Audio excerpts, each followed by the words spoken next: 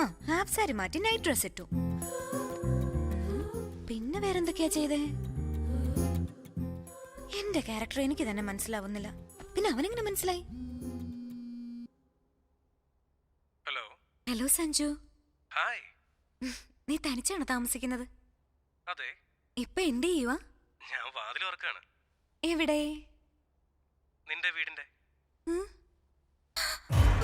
Hi.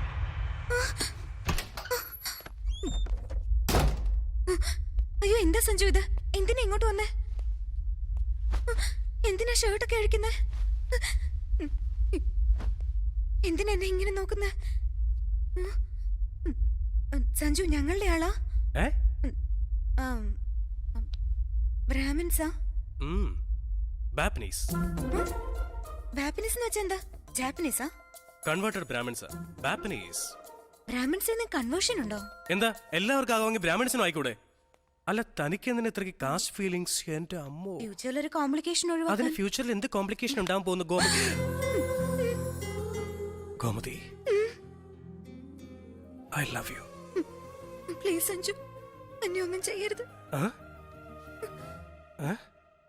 ഞാൻ എന്താ പറഞ്ഞത്? നീ എന്താ പറയുന്നത്? ഞാൻ ഐ ലവ് യു എന്നാ പറഞ്ഞത്.